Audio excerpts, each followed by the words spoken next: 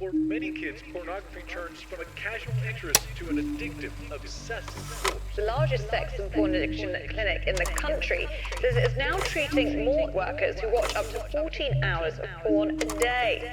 My dirty little secret was that I was addicted to pornography for years. 5 steps to quit pornography. Number 1, a tip that I call environmental invasion. You have to design or redesign your environment to become conducive to Iman-driven activities, to productivity, to good work. When the Prophet Muhammad, peace be upon him, migrated from Mecca to Medina, the first thing he did, because Medina at that time, yes, they embraced Islam, but they were not yet practicing any of the ritualistic prayers and so on and so forth. So the first thing to bring people to prayer was build a masjid. And that was the place where people would meet to study Islam and pray. Once you design a specific environment, immediately actions are born. So remember this, environments breed actions. When you go to school, what you do, the school is designed in a way that makes the students to learn and the teachers to teach and so on and so forth. So design your environment to suit that and eliminate, of course, anything that will drag you back to square one. Part of these environments are places that we often visit, people that we frequently meet. So sometimes people remind us of these activities, so filter them, whether online or on-site, by the way. Websites that you visit online is part of your environment. Clean that. That's why I call it environmental invasion. Filter all your invasion. Bring those blockers and softwares to prevent you, even if you want to, prevent you from accessing these images. So this is number 1, environmental invasion. Number 2, to have a proper structure, a system in life to live by, to govern your life. And that system, of course, based on the Quran and the Sunnah of the Prophet Muhammad, peace be upon him, do's and don'ts.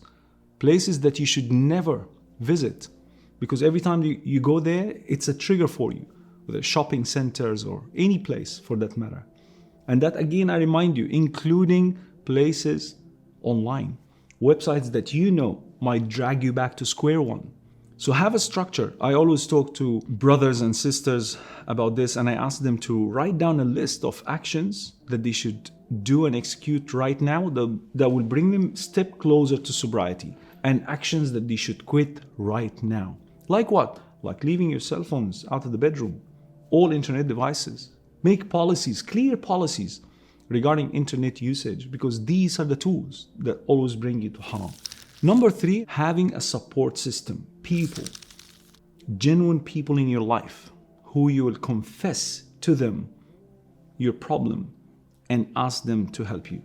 And here's something very important. There is a difference between boasting about your sin proudly, that's haram, walayadu billah, and seeking out help from others. So you're telling them what you are going through, but with the intention of actually getting rid of that sin. That's acceptable. In fact, that's rewardable by Allah subhanahu wa ta'ala, because you don't want to die in this, walayadu billah. So have good company in your life. The Prophet Muhammad, peace be upon him, said, Al-mar'u ala dini khalilih. A person will be inclined to follow the religion or the way of life of his friend. So be careful of who your friends are. Subhanallah al-Azim. That was 1,400 years ago, my brothers and sisters. Allah is encouraging us in the Quran to stick to those who worship Allah subhanahu wa ta'ala day and night. وَلَا تَعْدُ عَيْنَاكَ عَنْهُمْ. Don't let your eyes stray away from them. Subhanallah, look at the description and the importance of being amongst the righteous company. So instead of being all the time alone, and this is another tip on the side, never to be alone, never to be behind closed doors alone. But you have to be among circles that remind you of Allah subhanahu wa ta'ala. Number 4, and this is something also very important for breaking free from porn addiction, and that is ignoring the pain associated with good actions. In one word, patience. Patience, sabr, I found it to be the most hateful word for some Muslims, because they said, brother, we've been patient for too long. Enough is enough. Once you said that, you've never experienced patience, because patience is to wait a little bit longer than usual. Once you feel frustrated by waiting too long, you've never experienced patience, and patience is a key.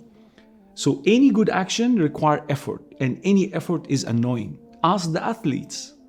Ask those in sports.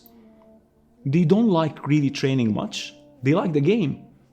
But they know that training is essential for them to play the game, so they swallow the pain and go through this effort in order for them to be fit for the game. Similarly, when you feel like you are, lacking the motivation to do what is right, this is your time to remember, ignore the pain associated with good actions. Always inform your accountability partner, inform your groups of people that you have formed as a circle of support of what you are going through so that they can help you, inshallah ta'ala. Final point, inshallah ta'ala, is exercise. And I know this is another most hateful word for some people. I myself, I'm not that gym goer kind of person. But subhanAllah, I had a surgery, and after I had the surgery, I went to the doctor and I talked to him, and he said, you have to maintain exercise on a daily basis. I say, Doc, I came to you so I don't, go for the gym and lose weight and the like. So I don't like exercise. He say, how about swimming? And it hits me. I love swimming.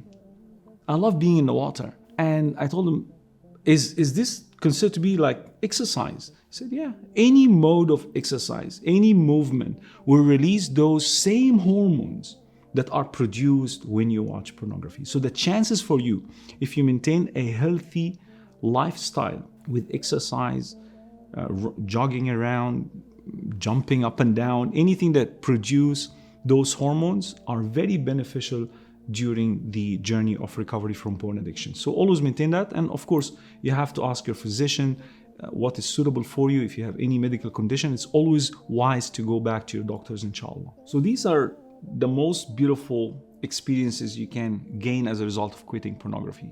Mental clarity and focus, sexual performance with your halal spouse, and of course, reconnecting with Allah subhanahu wa ta'ala through this spiritual bond that Allah subhanahu wa ta'ala intended for all of us. If you enjoyed this video and other content that OnePath Network produces, please head over to the link below and find out how you can support us. Jazakumullahu khairan.